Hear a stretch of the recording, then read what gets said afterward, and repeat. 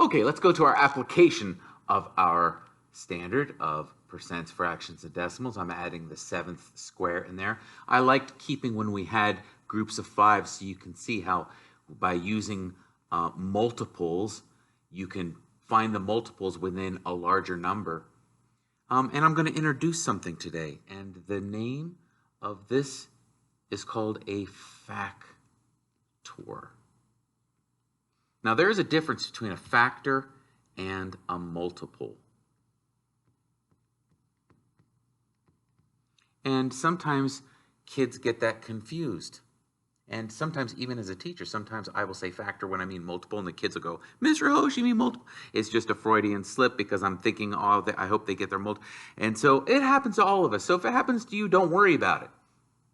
But the way if you ever really need to get it right, always remember this. When you hear the word multiple, think of multiplication tables. So the multiples of 2 are your multiplication tables. 2, 4, 6, 8, 10, 12, 14, 16, to infinity. The multiples for 5 are 5, 10, 15, 20, 25, 30, 30. So your multiples are your multiplication tables. So the multiple of 5 are your 5 times tables. The multiple of 2, multiple of 100, are your times tables for those. A factor is what I want to concentrate a little bit more today. The word fac is a Greek root word, and it means to make. Now think of some words that have fac in it, like factory, in fact. A factor are numbers that when multiplied together, they give you a number. So if I have a number 2 times 3, my product is 6, these are the factors because they are making, by multiplying them, they are making the 6. So think of a factor as a factory. A factory where numbers go in to be multiplied, and their product that comes out of a factory is your answer.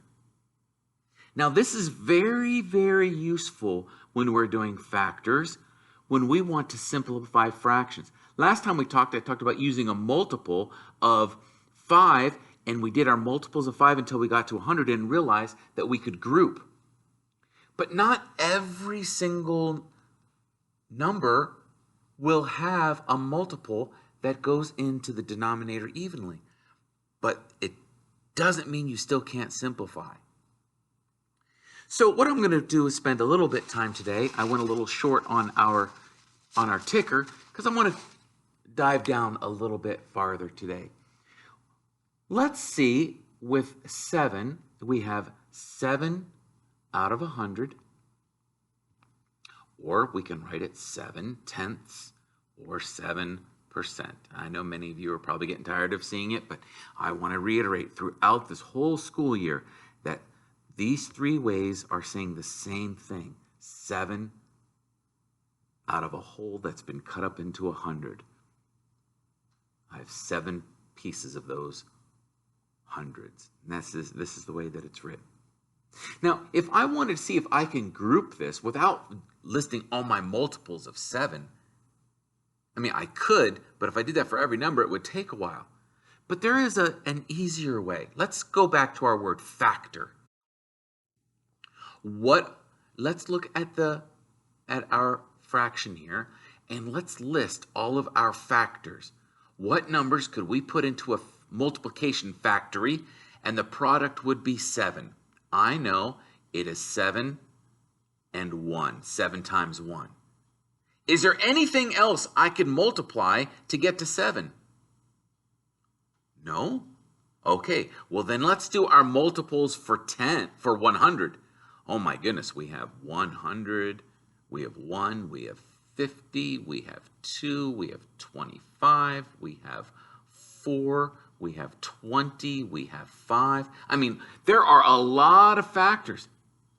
But an easier way, instead of listing all of the multiples in order to simplify a fraction, I want you to start understanding that what you can do is you can take a shortcut and list your factors for the numerator, list your factors for the denominator, and then look for a common one. A least common one, because if I said the greatest common one, I mean, these numbers go on to infinity if we're going on to multiples. Factors, not quite so much. So with multiples, you could do it, but then you would be going the whole way on to infinity because, you know, the multiples of 7 go on. When do they stop? If you're going to your largest common multiple, I mean, they go on. But with factors, there is a limited supply of them. So our factors for 7 are 7 and 1, and our factors for 100 are these. Let's look for a common one. And so when you're first off doing this, I would circle the numbers in both of those lists and then pick the smallest number. But what do you notice about this?